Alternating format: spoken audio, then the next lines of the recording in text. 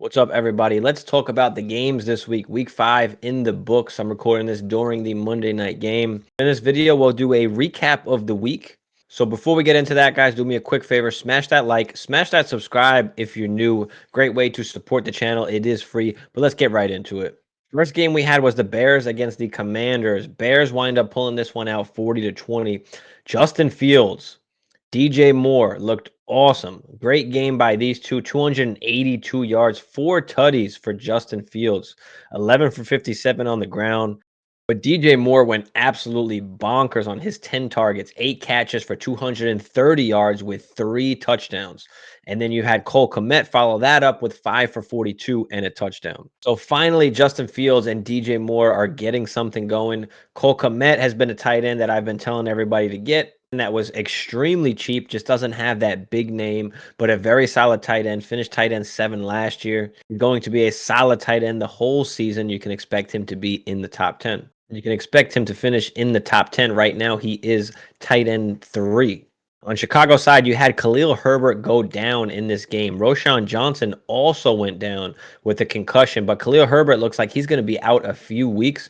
So Roschon Johnson is the guy to have. He's been on a few waiver wire videos for the past few weeks to hold on to Roschon. Sam Howell looked awful the whole first half. It wasn't until the second half where they were down by so much. I mean, Howell threw the ball 51 times, 388 yards for 2 touchdowns. Logan Thomas looked awesome, 9 for 77 with a touchdown on 11 targets, which led the team. Terry McLaurin, 4 for 49. Jahan Dotson, 3 for 30. These wide receivers have not been good all season. It's hurting fantasy managers, and it's hard to trade them because they're not doing much. Antonio Gibson, 4 for 64, but he's not playable. All around, it's just tough if you have any Washington Commanders in fantasy. Sam Howell gave you points this week, but he didn't look good. And we have Logan Thomas and Curtis Samuel outproducing the two better wide receivers in Terry McLaurin and Jahan Dotson. So I do have concerns for those guys going forward because it just hasn't looked good so far. Then we move into the Sunday games, the London game, which was Jacksonville against the Bills. Jacksonville winds up churning this one out 25-20. Trevor Lawrence just hasn't really looked that good so far this season. Getting the pass attempts, but he's just not throwing a ton of touchdowns. Only 1 touchdown in this game. 7 for 31 on the ground, but Travis Etienne was the guy who went off in this game. 2 touchdowns, 26 for 136. Also added 4 for 48 in the air. Calvin Ridley finally got back into form, 7 for 122 in this game on his 8 targets. Christian Kirk, 6 for 78, 8 targets as well. As Evan Ingram, who also had 8 targets, but finished with 4 for 28. The touchdown of the day actually went to Zay Jones, who actually got injured again in this game, just coming back from injury. So Christian Kirk, Calvin Ridley, and Travis Etienne, you can feel comfortable firing up pretty much every single week. If you have Trevor Lawrence, you are a little bit concerned. There are better options out there, so I would not be opposed to grabbing another quarterback off of waivers if you need to, because he is not giving us what we expected him to give us so far this season. There is still a lot of time left, but we need to see it, and we need to see it now. Bill's side, Josh Allen, 359, 2 tutties. Also ran a tutty in as well. James Cook did not look great. I mean, he's losing now carries to Latavius Murray, to Damian Harris, playing about 60% of the snaps, and he's not getting the goal line work. So he's not getting the touchdowns. He is going to give you a pretty safe floor. He's probably going to rush the ball anywhere between like 10 to 18 times, and he's going to have a few targets as well. But just something to keep an eye on with James Cook going forward. On the receiving end, you had Stephon Diggs, his usual self, 8 for 121 and a tutty. Gabe Davis playing pretty good lately. On his 8 targets, he also had a tutty, 6 for 100 even. Hardy had 2 for 62. Cook had 3 for 25. Dalton Kincaid only 2 for 19 on 2 targets. We do expect, hopefully, as the season goes on, he gets a little bit more and more work. They've been lining him up in the slot, but Dawson Knox is still the tight end there right now to have. Dawson Knox, 6 targets. So in Dynasty, we just have to have patience on Dalton Kincaid. In redraft, it's tough to even hold Kincaid right now with what he's given you. Texans at Falcons. We'll start on the Texans side of the ball. Not a great day for Stroud. I mean, 20 of 35 for 249 and a touchdown. Dameon Pierce, 20 carries, so he's getting the volume, but only 66 yards. This offense kind of cooled down this week. You had Dalton Schultz actually lead the team in targets. catches and yards, 7 for 65 and a touchdown on 10 targets. You had Robert Woods with 9 targets, who finished with 3 for 30. Nico Collins, 3 for 39 on 4 targets. Tank Dell, 3 for 57 on 4 targets. But no big game from Nico or Dell this week. Schultz was the guy. But Atlanta, pretty good defense. We did speak about Nico Collins and him going against one of the better cornerbacks in the game, AJ Terrell. Also a defense with Okuda, Richie Grant, Jesse Bates, and they were able to limit the Texans in what they were able to do. Going to the Atlanta side, Ritter had himself a day. I mean, 329 yards with a touchdown. Also a touchdown on the ground. Bijan, 14 for 46. Algier, 17 for 40. Bijan did have that nice little one-handed receiving touchdown down by the goal line. But the real talk in this game was Kyle Pitts finally coming through. A lot of people had dropped him already, but 7 for 87 on 11 targets. And we saw down the stretch at the end there, Desmond Ritter continuously go to Drake London for the big plays. 6 for 78 on 9 targets for Drake London. Jonnu Smith still did his thing, 6 for 67 on 7 targets. So the Falcons were able to come away with this one. But very encouraging signs for Kyle Pitts, for Drake London. We can only hope that this can continue going forward. I don't believe Ritter is the future. We'll see if he finishes out the year as a starting QB. They are 3-2 right now. They do have a good team. He was not looking good. This was a big bounce back game for him, so we'll see what happens going forward. Panthers Lions, Jared Goff with no Amon-Ra St. Brown still does his thing. 4 total touchdowns, 1 rushing, 3 through the air for 236 yards. David Montgomery coming up big with no Jahmyr Gibbs, 19 for 109 and a touchdown, as well as 2 for 20 through the air on 6 targets.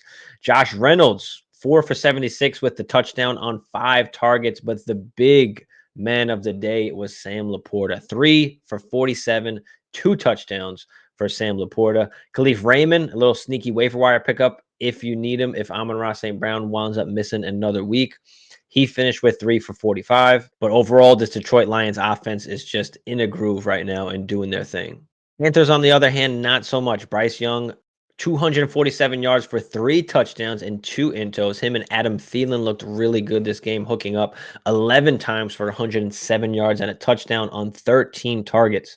Jonathan Mingo followed that up with 7 targets on 5 for 48. But absolutely no run game, just a dead run game. Miles Sanders, 7 for 32. Chuba Hubbard, 9 for 35, but Miles Sanders has just not been the running back that we thought he was. I've always been off on Miles Sanders. I didn't like him going over to the Panthers and not a great offense and not a great offensive line like he had over in Philly. Even with that great offense, he finished as an RB2 in fantasy with double-digit touchdowns that I did not think he was going to be able to accomplish on this Panthers team. So very hard to play a Miles Sanders going forward.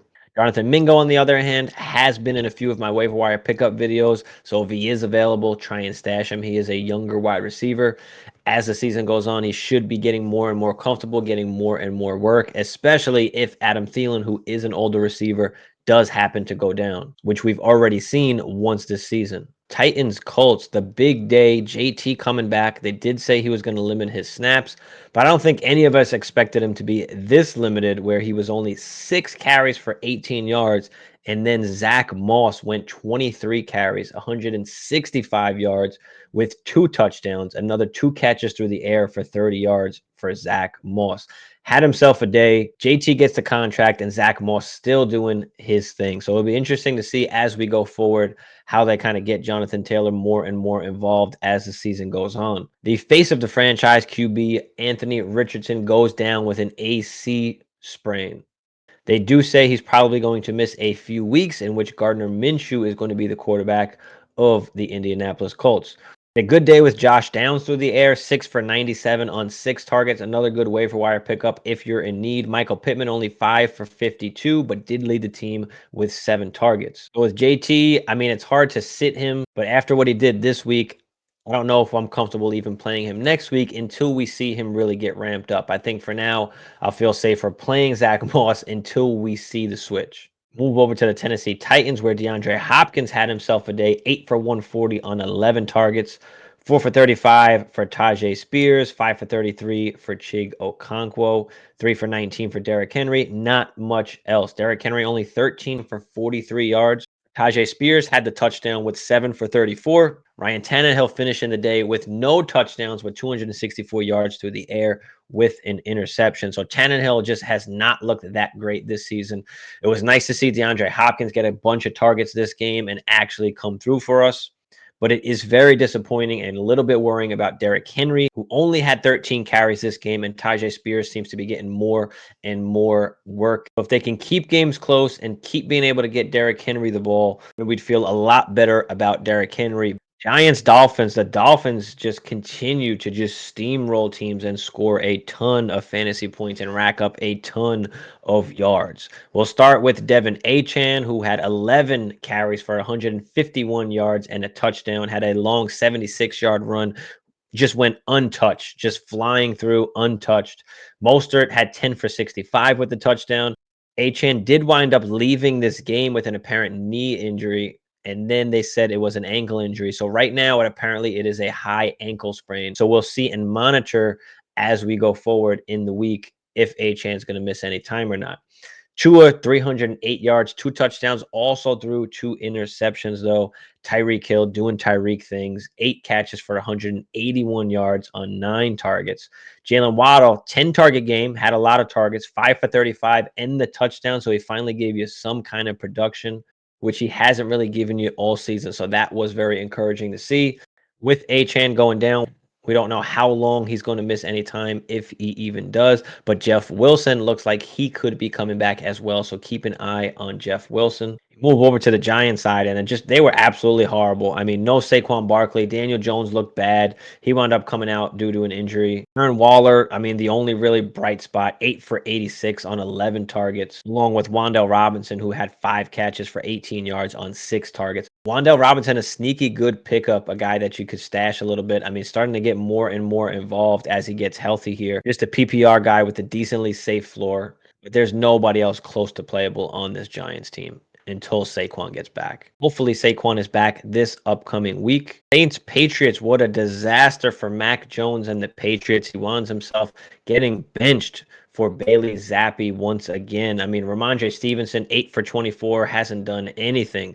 Ezekiel Elliott, 8 for 21, can't do anything. Ramondre's looked bad all season. Is not what we expected out of Ramondre, not what we expected out of Mac Jones or this Patriots offense as a whole. Kendrick Bourne led the team in targets, had 2 catches for 43 yards. I mean, and just a bunch of nothing else. Literally had 0 points on the day. So not looking good for any Patriots player as far as fantasy concerned. Ramondre Stevenson, bad. You can't play any of these wide receivers. You can't play Mac Jones. Going over to the Saints side, you had Derek Carr with his injury. Threw the ball a little bit better. This game had 2 touchdowns with 183 yards. Michael Thomas led the team in targets with 7, 4 for 65. You had Chris Olave, wound up getting the touchdown, but only 2 catches for 12 yards. Kendre Miller, 4 catches on 53 yards, as well as 12 carries for 37 yards. Kendre Miller, a guy that you can look to add with Jamal Williams out. Alvin Kamara is just kind of coming back now. He had 22 carries for 80 yards and a touchdown.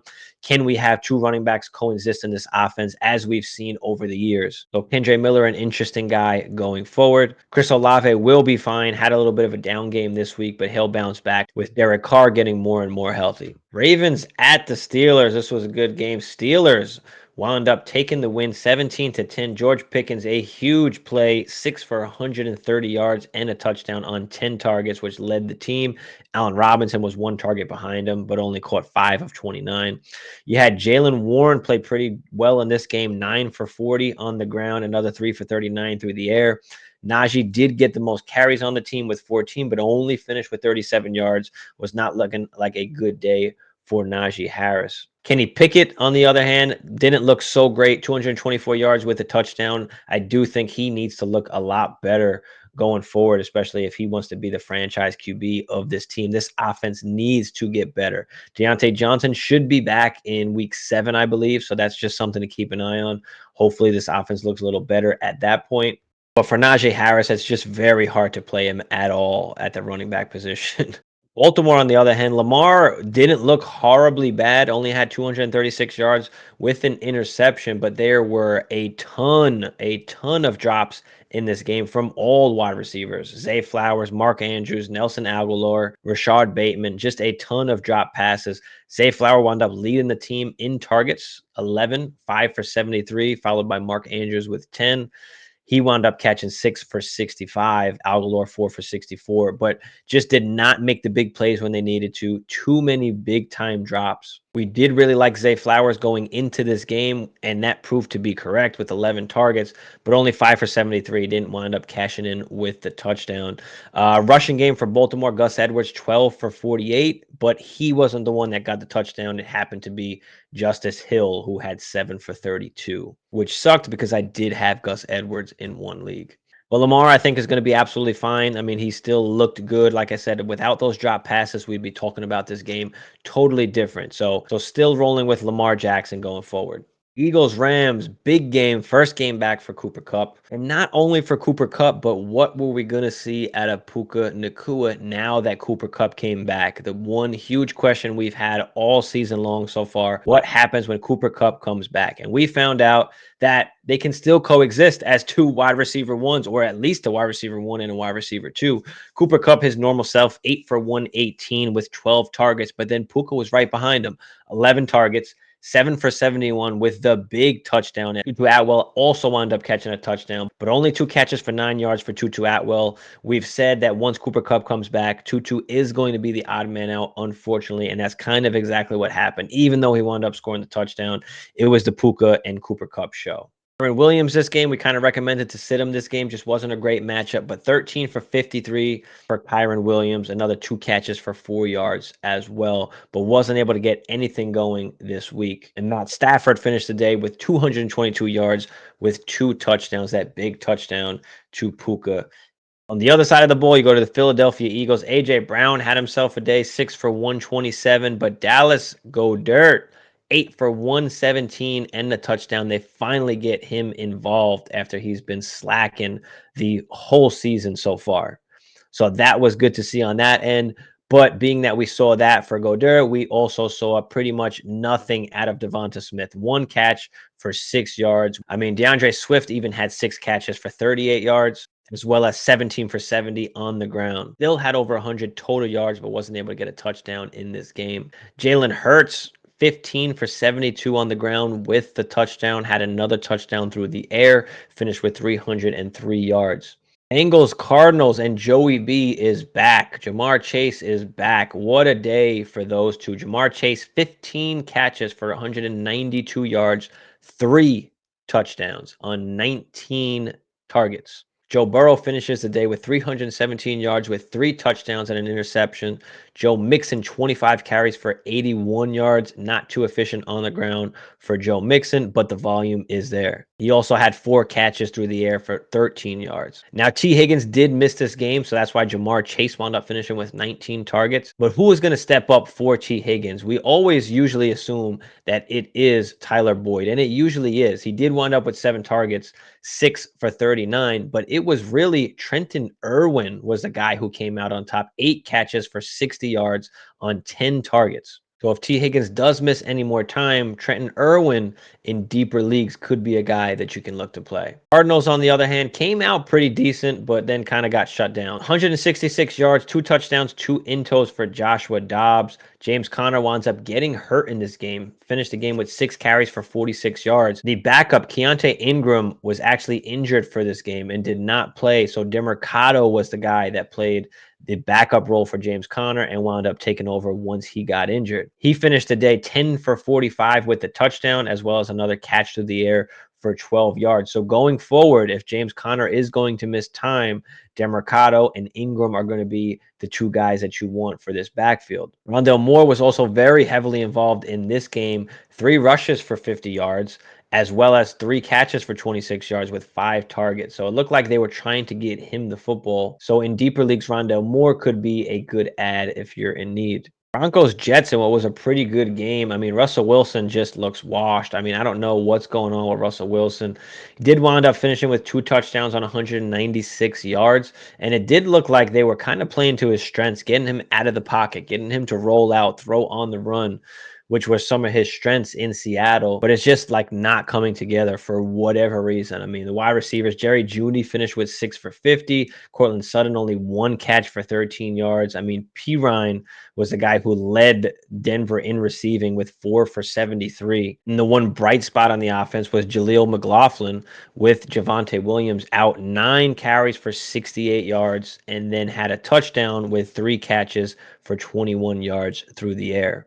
So Jaleel McLaughlin, you can keep on playing him as long as Javonte's out. Once he comes out, does McLaughlin still have a small role, or is it a mixture between him and Pirine? That'll be interesting to see once that time comes. But otherwise, you can play McLaughlin as long as Javonte's out. Over to the Jet side, Zach Wilson didn't look that bad. Did throw an interception, no touchdowns. But Breece Hall is back, 22 for 177 and a touchdown, just running galore all over this Denver defense. Receiving wise, we had Garrett Wilson with 7 targets on 3 for 54. Tyler Conklin 4 for 67 with some big catches for Tyler Conklin. But we just want more from Garrett Wilson. We need more from Garrett Wilson and Zach Wilson, because Garrett Wilson right now is like a low end wide receiver 2, high end wide receiver 3 with the production that he's giving us. But Zach Wilson did look good enough to keep the job for now. We'll see what happens in the next coming weeks, but he did look a lot better than what he has earlier in the season. Chiefs Vikings, my Vikings, I mean, just bad. I mean, JJ winds up going down in this game in the fourth quarter when we really needed him to. So that was horrible. Kirk Cousins, I mean, 284 yards, 2 touchdowns.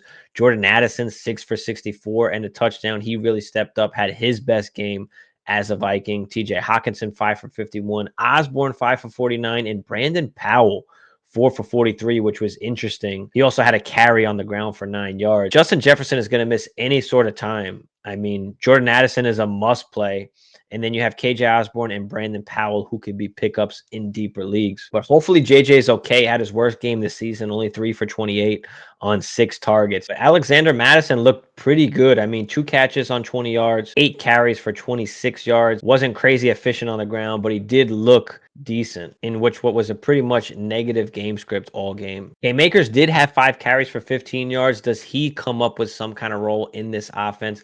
I don't know, something to watch going forward. I'm not that confident in it. This is a passing offense to begin with, and I don't see them just benching Alexander Mattison or having Cam Akers take over. If anything, maybe he carves out a small role, but Alexander Mattison is going to be the number one, guy for Minnesota in the backfield. Going over to the KC side, Patrick Mahomes, I mean, wasn't great. 281 yards, 2 touchdowns. Travis Kelce wound up going down in this game, but wound up coming back.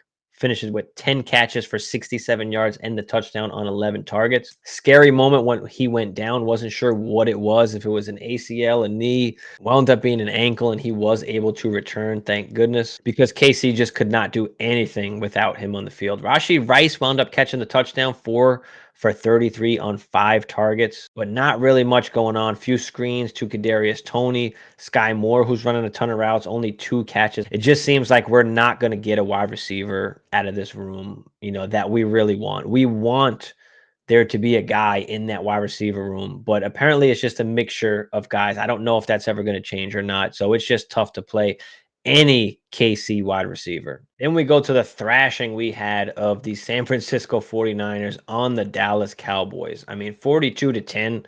Dallas just did not look good in this game. Dak Prescott only 153 yards with 1 touchdown and 3 intos. Wound up getting himself benched at the end of the game because it was so out of hand as Cooper Rush came in for a few plays. But, I mean, CeeDee Lamb, 4 for 49, 4 for 35 for Tony Pollard. I mean, not much going on at all for that Cowboys offense. Even Tony Pollard on the ground, 8 for 29, wasn't able to get much going. So it just did not look good for Dak Prescott and these Cowboys. And then going over to the other side, I mean, the 49ers played awesome. Brock Purdy, 4 touchdowns on 252 yards. George Kittle was a recipient of 3 of those touchdowns. He finished the day 3 for 67. Ayuk 4 for 58. Debo 3 for 55. But this was the Kittle show. 3 tutties, winning you the week. Winning you the week in fantasy football was George Kittle. CMC does what CMC does. He wasn't great on the ground, only 51 yards on 19 carries, but he did finish with the touchdown. Even Jordan Mason wound up getting in the end zone with Elijah Mitchell out. Jordan Mason is a good pickup, 10 for 69 in the touchdown for Jordan Mason. Well, that'll wrap it up, guys. Just a short video of what happened in these games in week 5 as we're heading into week 6. Whether it's start sit, whether it's about any kind of trade, dynasty, or redraft, drop it in the comments below and I will get to it. I'll get back to you. Before y'all get out of here, just do me that quick favor. Smash that like, smash that subscribe if it's your first time here, but I'll see you on the next one.